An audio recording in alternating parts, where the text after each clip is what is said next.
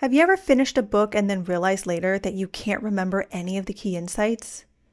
Or maybe you recall a passage that you read, but you can't seem to find it in the book? And maybe there isn't even an index in the book to help you find it faster? For many years, I've been using a simple note-taking system to help me recall, synthesize, and easily find what I read in books. And in this video, I'm going to share that system with you so that you can highlight what resonates with you, capture your thinking at that time, and easily find those details later when you need them. So whether you're reading to study, for personal growth, or for professional work, this system will help you turn books into a lasting resource instead of something you forget the moment you close the cover. And if we haven't met, hello, my name is Crystal Heron. I'm a trained biomedical scientist turned clinical researcher and now scientific and medical editor. And I help scientists, clinicians, and other professional writers write with intention so they can master the craft of scientific writing and maximize their impact in their field. So let's dive into my system.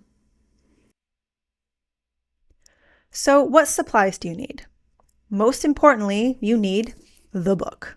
The actual printed book. Now, I love audiobooks.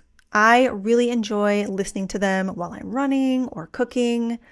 But after stopping multiple times on a run to jot something down that I heard or send myself a voice memo, I realized that when I am reading to synthesize and learn, I really need to take notes in the book. And I've tried electronic tools like Kindles and other apps, and I still always go back to the printed book. I just think and learn better that way. And actually, there was a study in which researchers showed that when you write something down by hand, you are more likely to remember it. So I anticipate that's related. I'll add a link to that study in the description box in case you want to check it out. So you need the printed book. You also need a pencil and an eraser.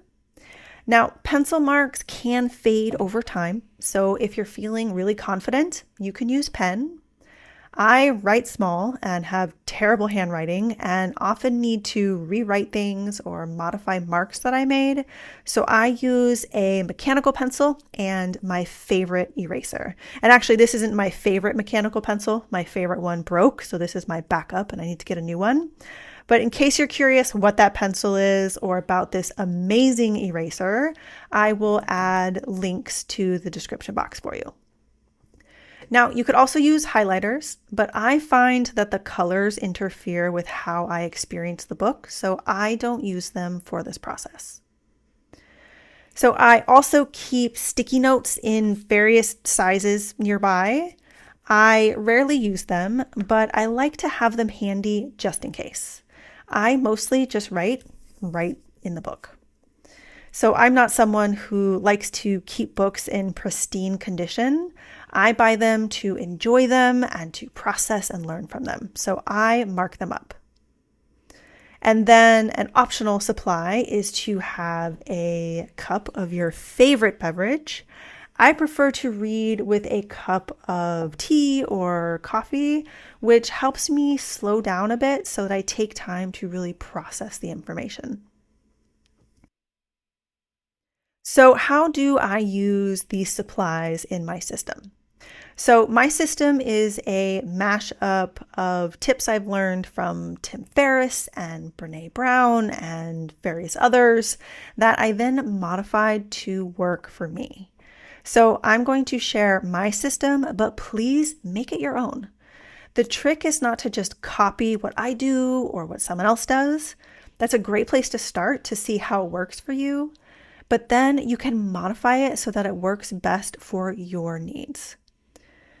So as I'm reading, I mark up the book using a system of symbols.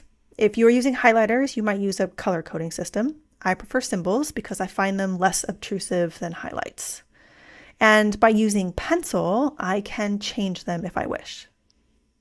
So to start, I use brackets in the margin to indicate passages that resonated with me in some way. And then if there is certain phrasing that I want to highlight, I'll underline the text as well. Now, one thing I learned is that brackets and underlining are not enough. So, have you ever gone back to look at something you highlighted and thought, why did I highlight this? I've had that happen enough times that I now do more than just bracket and highlight. So, I'll also add notes about what the passage makes me think about. If the notes are shorter, I'll write them right in the margins of the book. Or if they're longer, I'll break out the sticky notes. And if there's something that I really want to get into, I'll take out a separate sheet of paper and write in it and then enclose it on that page in the book. And then if there is something that I know I will want to refer back to in the next few days, I'll dog ear or fold the corner of the page, or I'll add a tab sticky note to that page. I also add symbols to the margins, and some of these symbols are specific to me. For example, I'll add a star to the margin next to a passage that really resonated with me. Or I'll add a PH to indicate phrasing that I like and might want to quote. Or I'll add BL for something that inspired me to write a blog post. Or I'll add YT for something that inspired a YouTube video. And you might want to use different symbols, especially if you want to capture different thoughts or different action steps that you'd want to take. But the key is to use symbols that work for you. After reading the book and marking it up with notes, I don't just close the cover and put the book away. I go through the book again, page by page. I read all the passages that I bracketed, underlined, and added notes and symbols next to. And then I create my own personal index inside the cover of the book, even if there's already an index at the back of the book. So in my personal index, I add the page number and a few words about the passage, and then the symbol next to that passage if I wrote something in the margin. So for example, I have in here page 50, decision paralysis, which is where the authors talked about decision paralysis. Or on page 119, I have the page number, a star, and the phrase, people reluctant to change if behavior successful in the past. So if I then go to that page on page 119, then I can see where I have brackets, where I have a star, and a little note to myself about something that I was thinking about at the time that I was reading it. So with this process, I revisit all of the things that I noted to see if it's valuable enough to add to my personal index of the book. Not everything that I mark up makes it into that index. But in some books, the index is longer than others. So in this book, Switch by Chip and Dan Heath, it's a great book. My index is about a page and a half. I have another book here, The Magic of Thinking Big, also an excellent book. My personal index is 2.5 pages, and in some books it's even longer, and so then I will move to creating more of the index in the back few pages in the back cover of the book. And you can see, there are a few pages that are even dog-eared in here that were really important to me at the time. So how much I capture varies in each book. Now, these are both really great books, and I highly recommend reading them. I'll create videos about them at some point, but if you're curious and you don't want to wait, I'll add links to both books in the description box so that you can check them out. And actually, I already created a video about a different book by Chip and Dan Heath called Made to Stick. I'll add a link to that video in the description box as well. Now, creating the personal index helps me to easily find information that resonated with me when I need it. But the key to remembering that information is to not just put the book on the shelf with your handy index and walk away. You need to revisit the book and your index. So you might schedule time in your calendar to review the index several months down the road. Then you might schedule time to review all the marked up pages a year later.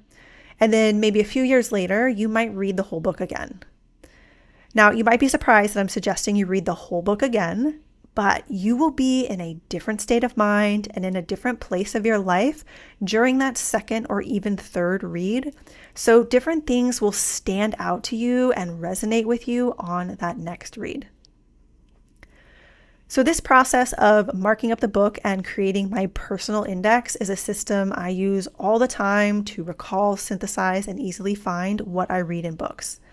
I highly recommend trying it out and then customizing it to work best for you. And if you liked this video, you might also like this one, in which I share my key takeaways from a book that I read using this exact system. And if there's a particular book that you recommend I cover in one of my videos, or if there is something in particular that you'd like to learn more about, let me know in the comments. I create these videos for you, so I want to make sure I'm creating something that you will find valuable. Thank you so much for watching. Have a lovely day, and I hope to see you in the next video.